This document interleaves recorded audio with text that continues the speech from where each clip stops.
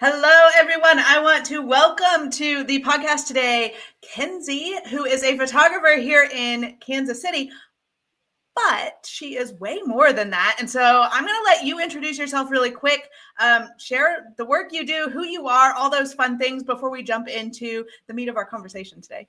Absolutely. Hi, Jessica. Thank you so much for having me here. I am just so thrilled. I'm just all about building joy and weaving that into our future and welcoming that in. So it just feels so beautiful to be here. My name is Kinzie Elizabeth. My pronouns are they, she, and I am a boudoir photographer here in Kansas City, Missouri. My business is called the Empowerment Studio. I have been doing boudoir photography for coming up on 13 years now, Wow. which is really cool. But in addition to that, I do have all of these versions of community woven in to what we do. And I'm all about creating joy and connection for the people who are around me. I think that I am a natural connector.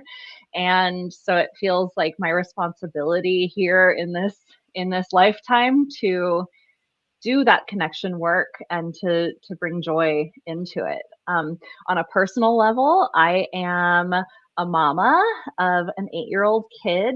I'm polyamorous and I'm queer. Those are both big identities that really shape and inform the way that I live my life. Maybe even polyamorous is not quite accurate anymore. I'm more of like a relationship anarchist these days. So we'll see what comes up today. And then in addition to that, I don't know what other things. I guess I have ADHD. That's relevant. Same. And that's actually conversations meander. It's a really beautiful part of myself that I used to kind of resent. And I didn't know it about myself for a long time. And the longer that I've understood this part of myself, the more I've been able to work with and tend to my own very specific and beautiful brain. I love that. That's me. When we first talked, I don't know, a month or so ago, it might have been longer than that by now. I don't know. When we first had our initial conversation together, I love how you spoke to your photography, and you have it's Empowerment Studio, right? Oh yeah, it's the Empowerment Studio. Yeah, Did I not say that before? That's important. That's really important.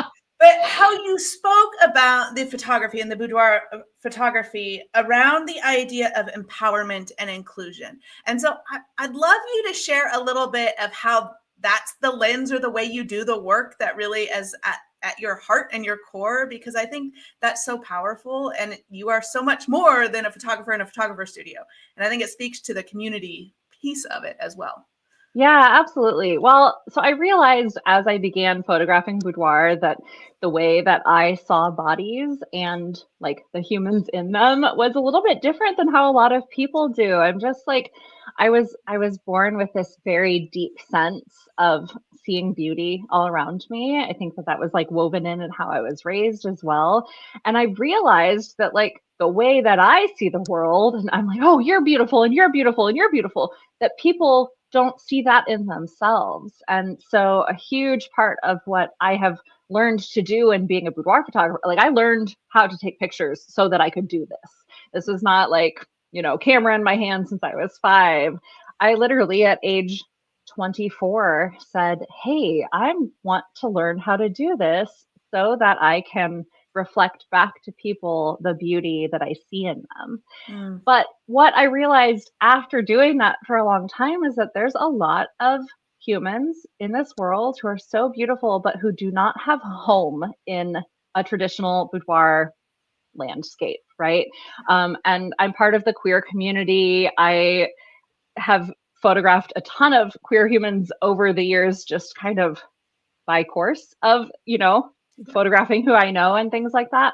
But it really became important to me to create a space that is super queer and trans inclusive. So not only a space that, is sure you're welcome here, but like, yes, we love you. We want to photograph you. You are welcome and invited here.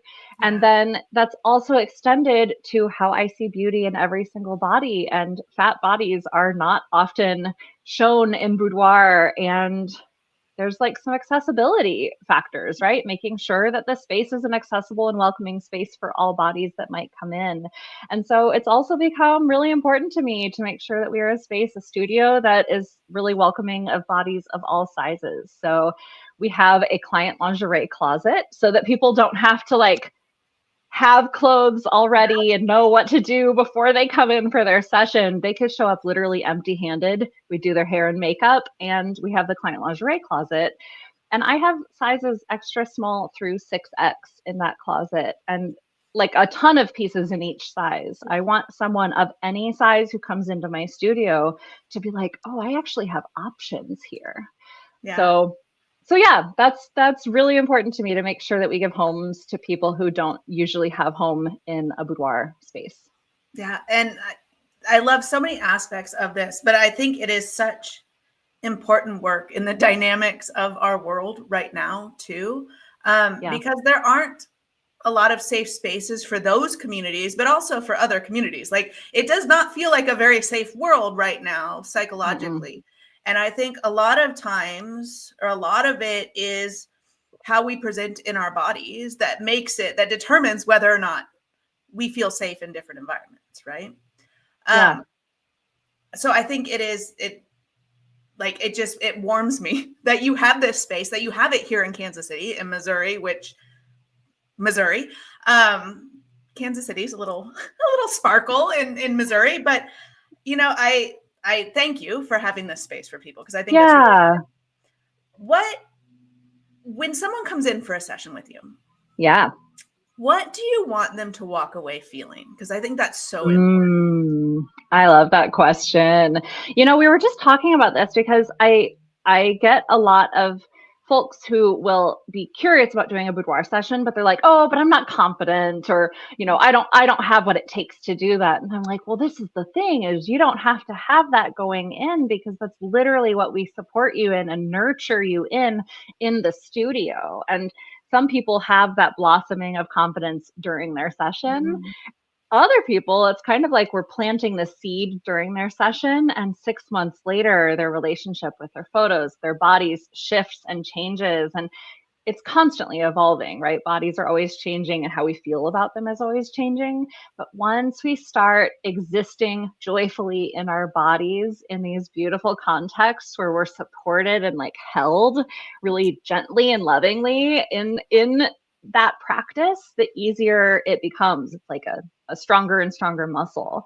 So I do want people to feel some confidence, but I don't expect them to come in with it. I want to give you a space where it's easier to tap into it, so that you can practice feeling that way, and then you can take that skill with you. I've talked about the empowerment studio as like a playground before, where it's like, you get to practice it here without, all the demands of being 27 different things in the world, all these different roles that you take up, and then also all of the societal expectations. What happens if we give you a couple hours away and let you really practice that? So I want you to feel like you get to blossom in my studio. I want you to feel cozy and at home. My studio is actually in an old house in Hyde Park, and the reason that it's really cool, because it's like really close to Troost Avenue, and so it's within a commercial district, but it's a house. And so what's really cool is when people come in, they're often like, oh, I was so nervous before this, but I feel like I'm just showing up at your house for a sleepover. Kinzie, like, how nice is that? And I welcome them in, and everything is just all about them the second that they arrive, and everything is soft and comfortable and cozy. Yeah. So in my work, I have the 8 pillars of happiness, which are the 8 skills we need to practice to be able to create more happiness in our lives, to design lives that we love. And one of the pillars, and I share this very often when I teach my classes or when I'm giving talks, is one of the pillars is confidence. And it's actually the pillar that I have struggled the most with in my life. a lot of that was probably because I was an overweight kid that didn't fit the norms of, I had short boyish hair, which at that time, it caused a lot of like psychological and negative narratives in my head. Now I love it. Like I shaved my head during COVID and it was the most feminine I had ever felt. But it's because of my journey with confidence. And so I love that your entire model here is a way to practice that pillar of happiness, because really when we don't have confidence in ourselves, and I like to share that we usually get confidence wrong because we think that confidence means being the best in the room or the prettiest in the room or the smartest in the room. And confidence is really about believing that you have access to the tools you need to succeed in any given moment.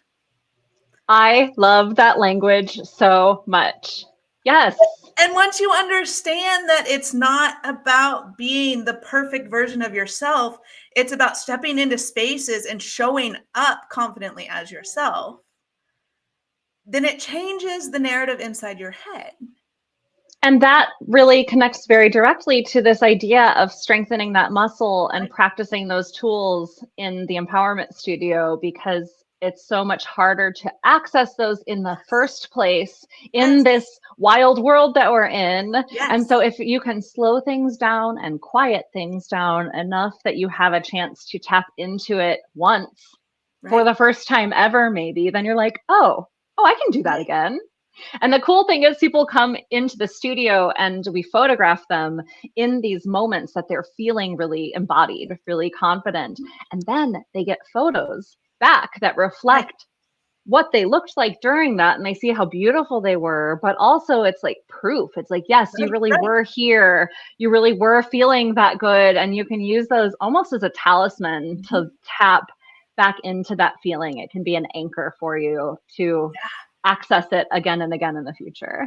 I love that so much, because I talk a lot about one of the really cool things that our brain does is when we go back into a memory, if we get detailed enough, our body will have the exact same physiological response that we had in that moment.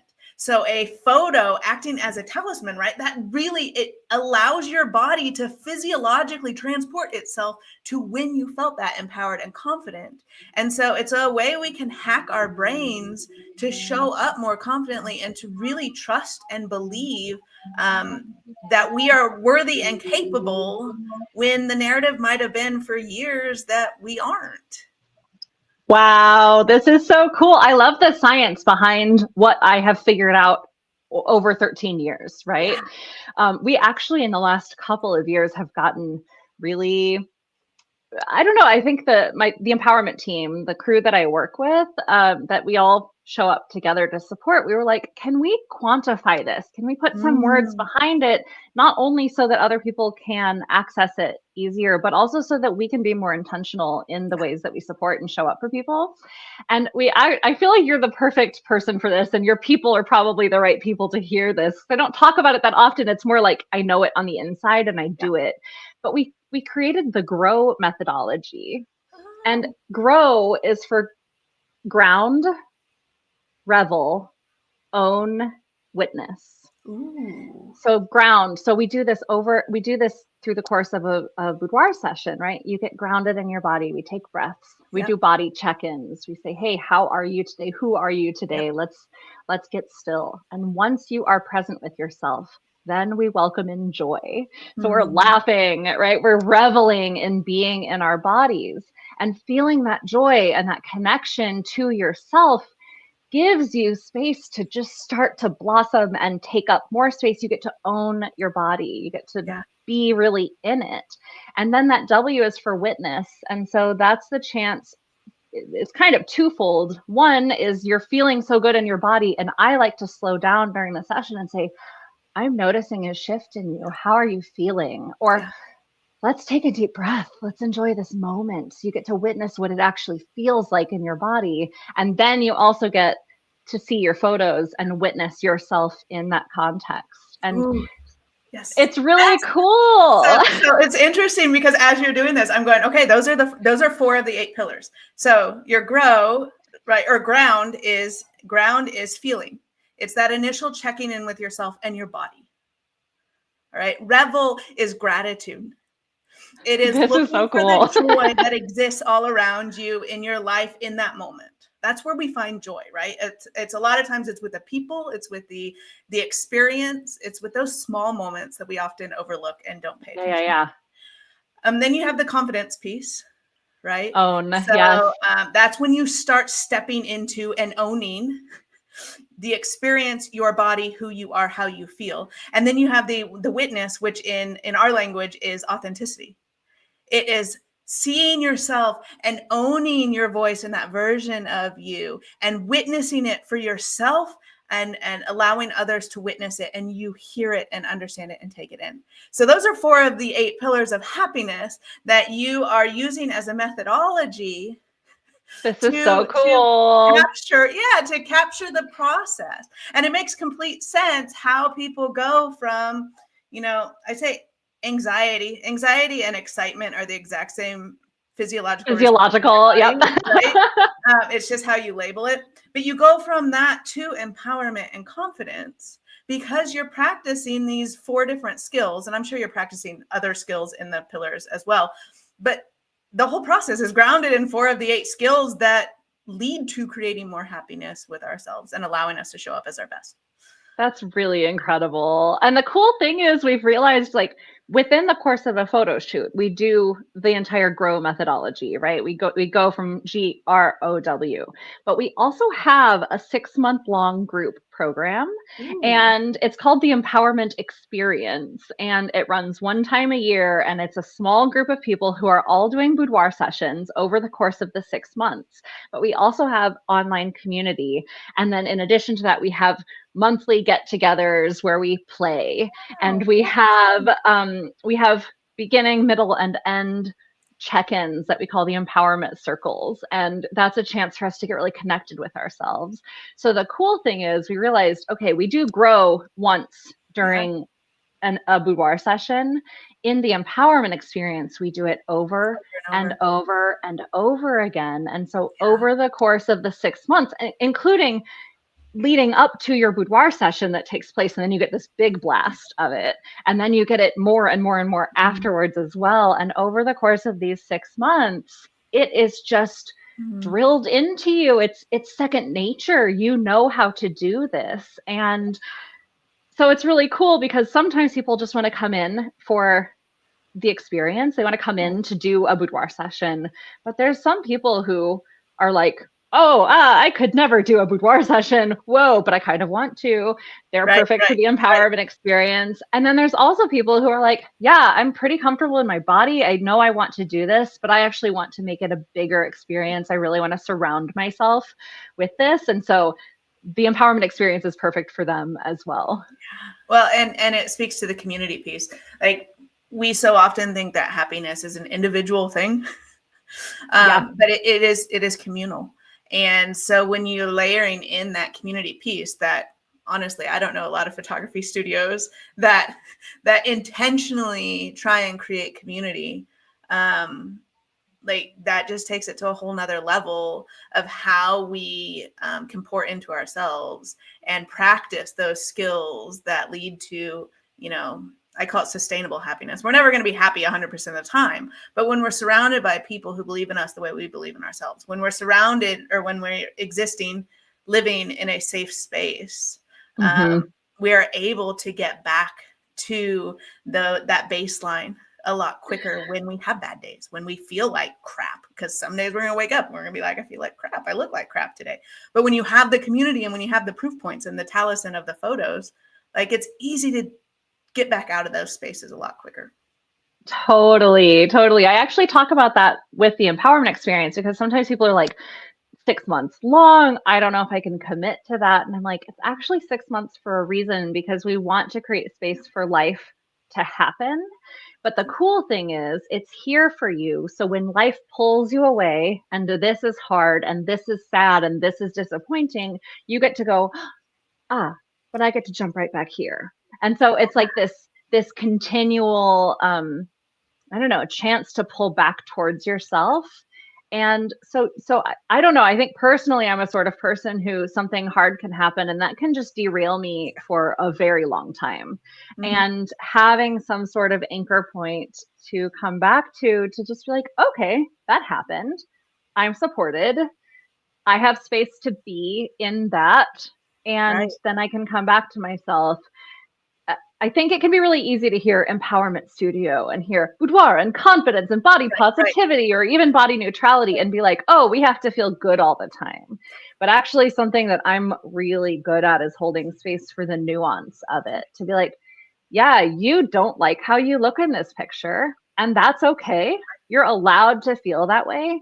Do you want to work on this a little bit? Do you want to look at this photo a little bit more with me and find something that is good about it? Right. So we actually, after a boudoir session, a couple weeks later, I get back together with my client online and I share their photos with them one-on-one in what I call a celebration session. Oh, and it's literally a chance for me to give them a tour through their photos for the first time, because imagine if I sent you a gallery while you're busy, you got work, you maybe have kids, you have whatever, and you finally have a moment to look at your pictures and it's at 11 p.m.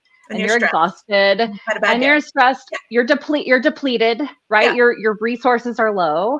Right. Of course. And we have all of the societal programming and training to pick ourselves apart in pictures, right? Like that's just you have that what we're built-in taught to do. negativity bias. You are going to see the worst of yourself. I mean, our brains do that anyway. We see the worst of ourselves. And so I'm here to be like, yeah, let's do phase 2 of this boudoir session together, where I show you these photos and we're in celebratory mind space, but also you have a buddy there for when the photos are hard, because I am not in the business of like hiding your body behind a sheet or posing you so that you look smaller than you are or whatever else. I am in the business of reflecting the beauty that I see in your entire body to you. And so sometimes that's complicated, right? When we see these pictures and we're like, oh, there's that side roll that I don't like about myself, or, you know, whatever. And so then I can say, okay, that's fine. I will point out, look at how the light is hitting that roll. Like, it's kind of cool. And also your eyes look amazing in this picture, whatever. And it's amazing because even by the end of the celebration session, sometimes people will go back and be like, how is that one of my favorite photos of this entire set now? Oh, yeah. But it's all about just giving ourselves space and time to reprogram this stuff that is so unfair that we're handed in the first place. Yes. Yeah. And it is unfair. And it's, you know, I tell my kids this a lot, but just because we think it doesn't mean it's true. And I think we live that. We think that every thought in our head is truth. So when we're programmed for negativity bias and we don't have confidence and we have all these things societally working against us, and we believe that every single thought is truth, like that's a hard place to live and exist. So when you have someone who can be the cheerleader, who can say, yes, or yes, but, it gets us out of those spirals. Yes, but it gets us out of those spirals so that we can see more of the truth. Yeah, little pattern disruptors. Yeah. Absolutely. Yeah, it's really important. And so from time to time, I host something called a model call. And that's where people come in with the intention of sharing their boudoir photos with social media, with the world. They give me permission to share their images. And that might sound kind of funny to some people listening, because for a lot of people, boudoir is a really intimate and private experience. Definitely have my full set of clients who I don't breathe a word out loud that they've ever come into my studio, right? We really value consent and privacy.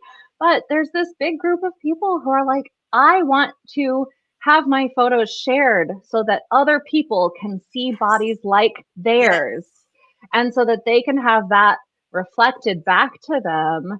So it's really important, because what we're doing is we're actually changing the cultural narrative around bodies and around beauty.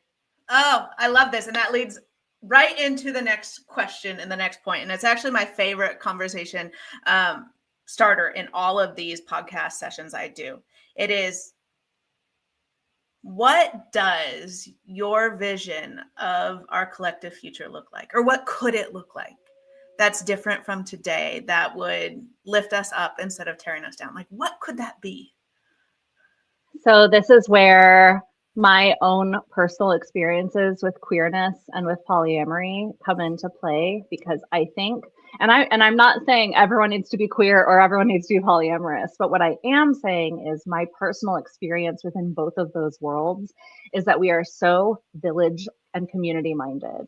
We are showing up for each other, and oh gosh, and then also the neurodivergent side of things too. If you are really in like a well-supported neurodivergent space that is really accessible and supportive for who you are and how your brain works, all of these things, like if we get a space where we can show up in our strengths and other people have different strengths and they can show up in those strengths, then there's something really beautiful that can happen. We become less taxed, right?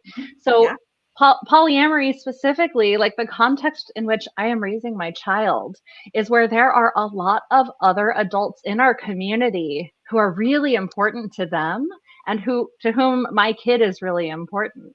Yeah. And so it's not this, exhausting, isolated version of parenting wherein I am expected to provide not only financial and practical resources for my kid, but also all of the emotional safety and to wear all of the hats, Instead, we're in a context where, okay, I have a really busy week this week. Is there anyone who can drop off food for us?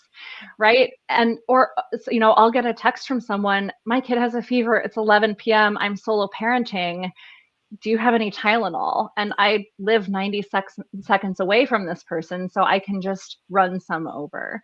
And so that is what I would like to welcome in for the future. I would like to welcome in really nourishing, supportive community where people have each other's backs, where you don't have to be good at everything. You get to be good at the things that you are good at. Yes. And there is support and nourishment around the things that you maybe aren't so good at, but you'd like to build some skills around, right? Yeah. But where we get to be in our zone of genius a little bit more and not have to pull and stretch and force ourselves into these systems to survive. I really want to see a world in which people get to be truly and easily themselves, and it can work as a really beautiful connected web. I love that so much. That is the work I do in a different space, which is why I'm so drawn. I mean, why this conversation is so easy and why I'm so drawn to you as a person in the work you're doing. Because I work in corporate America. I work with teams and leaders, and it is all about designing teams to be those supportive villages for one another, right? Like we can't expect everyone to be great at everything. That's not how humanity works. It's not how that sounds exhausting. So how do we build systems that set each individual person up to where they can show up and contribute at their best as often as they can, right? Yes. Knowing some days 10% is our best. And so how do we create teams? How do we create villages that allow for that to happen? I also love, you speak of your village and your unique lens. We happen to, I don't know how it happened. We fell into this neighborhood in Kansas City where I am constantly blown away that neighborhoods like this still exist, where it's the exact same thing. There is a text chain, and anytime a mom needs something, she sends out a text to the whole group, and within 10 seconds, there are multiple people saying, I'll bring eggs down, or yeah, I have meds, or yeah, swing your kids over here and go run your errands. Like it is a village. And I feel so grateful that we have that. I feel so grateful that you have a village. But I also I long for everyone else to feel that and have that too. Yes, me too. It shouldn't be the anomaly. It shouldn't be the exception. No, and it shouldn't require such muscle and strength to create it, right? Like I think that's been what we've had to do is we are forging a totally new path here. And so people literally have moved from all over Kansas City to live in our neighborhood. Yeah. And now within walking distance, there's 1, 2, 3, 4 different people, 4 different households that are all really connected. And but it's been intentional, right? Like moving across the city for that is not always accessible for people. Right. And Yeah. I So think, if it was more yeah, just woven into the fibers of how we orient and how we yes, connect. yes. And that's a lot of what I practice in communities that I build, not only in the empowerment experience is a microcosm of it, but I also have a Facebook group that pops up sometimes. And in that group, it is all about compliments and taking up space and showing up for each other. We even have a challenge that we call the selfie to self-love Oh, challenge, yes. where I over wanted you the to talk course, about that because we talked about that yeah, last time. Yes. yeah, so over the course of 5 days, there's 5 different selfie prompts. And then each day you just take your picture according to the prompt, and it's a pretty simple one.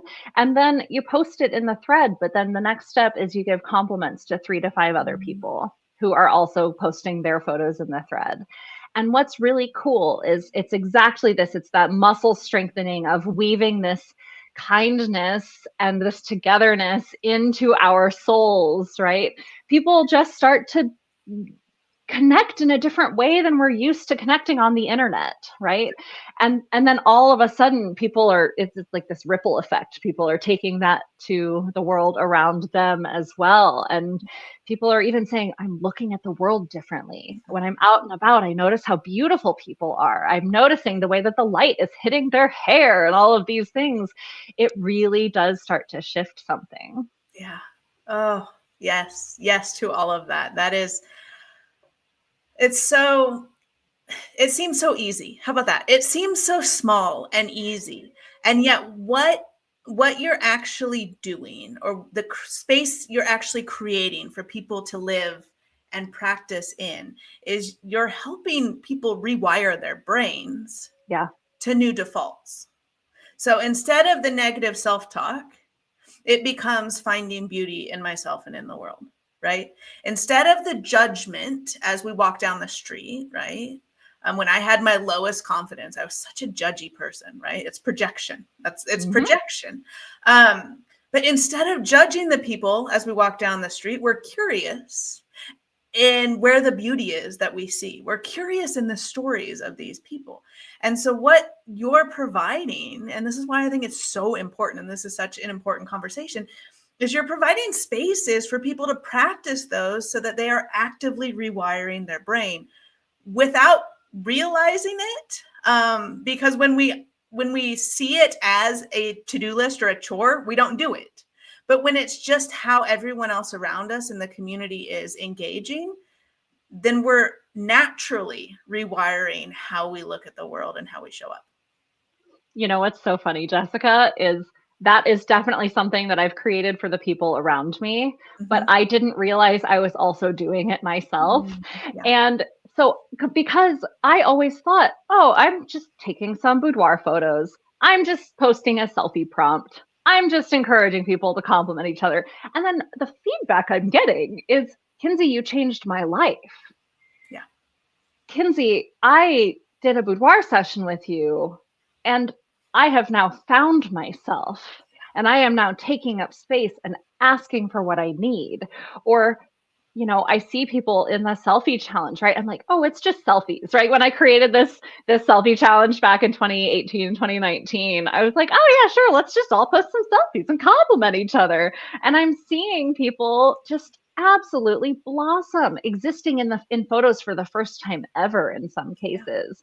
And then all of a sudden, they're like half naked on the bed at my studio, and they're like, yeah, photograph me. And it's really the wildest thing. There's actually rewiring happening. But I thought it was just so chill. I was like, let's just make some pretty pictures. Yeah. So it's been Isn't it pretty cool to amazing how that see. works? Yeah, it's pretty phenomenal. I share a lot, we think, those of us who are visionaries, who are drawn to bigger impact, drawn to a better version of the world, we tend to think that changing the world is this large scale dream that often seems completely unattainable. But I think the way we change the world is by changing our world, like the world directly around us. And so you creating these communities, you allowing people to show up as they are in these spaces is changing the world around you. But then all of that amplifies out, because we know happiness, there is a happiness contagion. When you show up joyful, okay, yes, you are elevating my energy and joy as well. And we are elevating the joy and energy, hopefully, of everyone listening to this conversation. But happiness actually spreads 3 degrees out. So it's now going to affect the people who listen's neighbors without us even knowing it or realizing it. That's how energy spreads. And so how we affect real change in the world when things feel huge and catastrophic and heavy and like there's no answer to any of it, which people might relate to right now. We do that by affecting change in our individual worlds, in our villages, in our communities, in the people that we navigate with every day. So it's been really interesting because what I do is, photos and selfies and community and all of these things. And sometimes it feels a little like, oh, should I really be posting about this or talking about this when there's such horrors happening in the world, when entire cities are being destroyed, when families are being torn apart, right? And I've had these feelings of like, oh no, like I should not be taking up space right now when there are such horrifying things happening. And then I've realized that something that I have to offer is joy and connection. And actually we need that more than ever. We need that so deeply and desperately right now, because we have to have our souls fortified so that we can fight the fight. Right? We can't be dragged down and then depleted and completely out of the game, or who's that going to help, right? And so I can't be out there on the front lines, but I can fortify a whole lot of people. That's right. That's right. And so that's what I'm here to do. And there was an interesting stretch when a ton of people were leaving Facebook in droves, right? People were like, "Oh, I don't want to be part of this anymore," and blah blah blah. And I was like, "Oh, it's so important that I stay. It's so important, because otherwise the feeds are just going to be full of negativity." And I've got to plant some seeds of joy in this world. The world needs your light. The world needs my light. The world needs the light of everyone we come into contact with each and every day.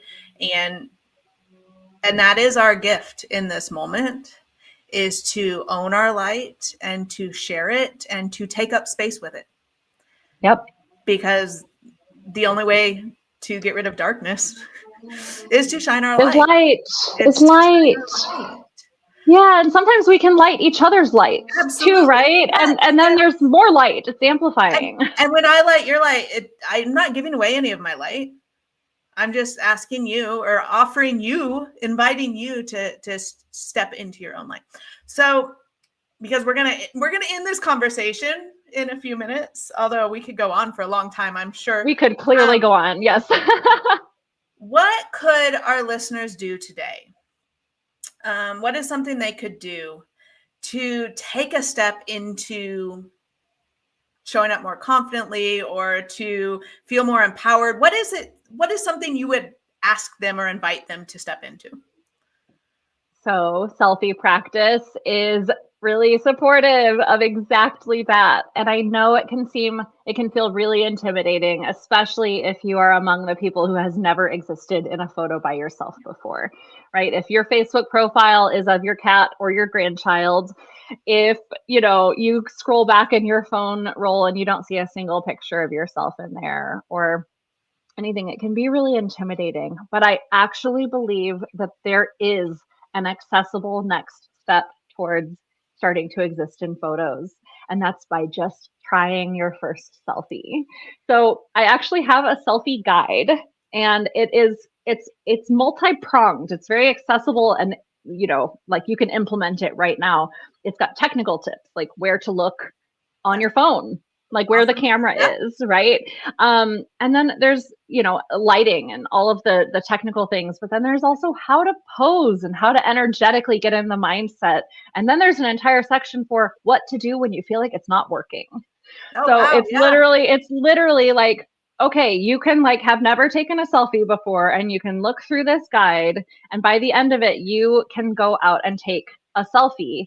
And here's what's important to know. You may not love it right away, and that's okay. That's why it's a selfie practice, right? It's not about creating a final perfect portrait. This is about existing in photos and strengthening that muscle and training that over and over and over again. Yeah. What I will do is give you and your listeners like the one tip that I always like to start out with. Okay. Is I call it quantity over quality. People are like, what, Kinzie, that's the opposite.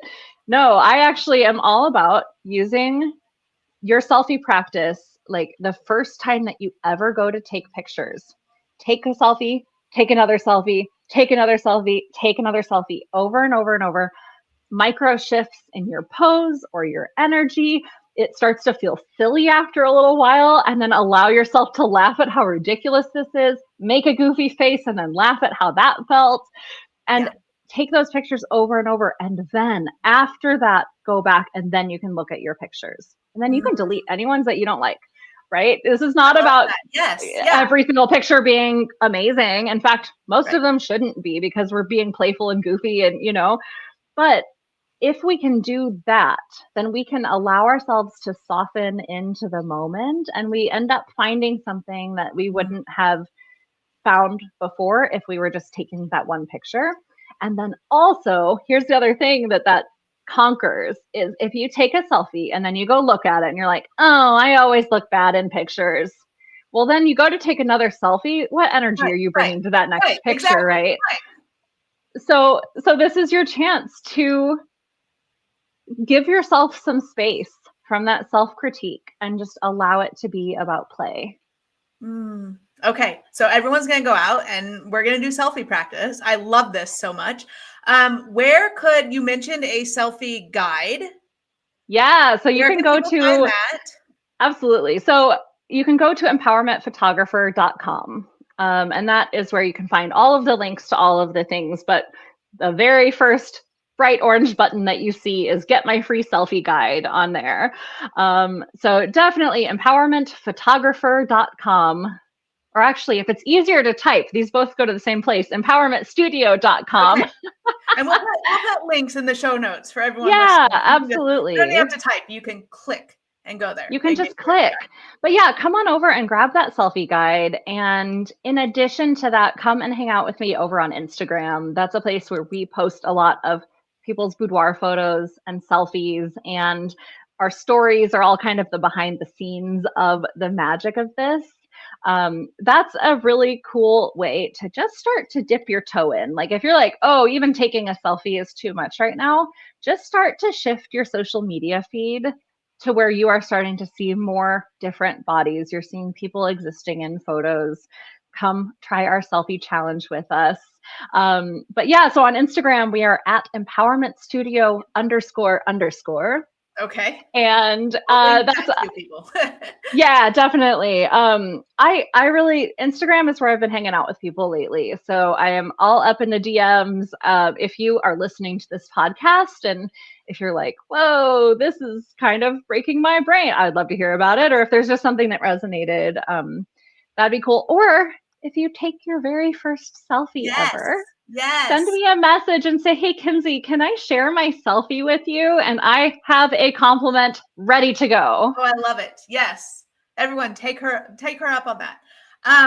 Thank you. Thank you so much for this conversation. Thank you for the work you're doing. Thank you for being the light for so many people and seeing the beauty that often gets overlooked or dismissed, probably that we do to ourselves. And so thank you for being the person that calls it out, that appreciates it, that celebrates it. Absolutely. Yeah, well, it just feels like if I have this skill to see the beauty everywhere, how dare I keep that to myself? That's right. I right. I everyone else deserves to have access to that as well. So so here it is, world. Come and grab it. Come exist in photos, and just allow yourself the space to start making those micro shifts that are going to totally change your life. Oh, I love it. What a great spot to end. This has been an absolute joy. I have so much energy right now. I might go take some selfies. I don't know. We'll see. We'll see. How fun. Oh, I love that. Thank you. Yeah. This has been such a joy for me as well. Again, everyone come say hey on Instagram. And actually, we are running the empowerment experience again next year. And pretty soon after this episode is going to be going live, we'll be opening up like early enrollment for next year so people can get on super long payment plans. There's like some good vibes there. So Awesome. I love it. come on over. Yeah. Thank you so much, Jessica. All right. You bet.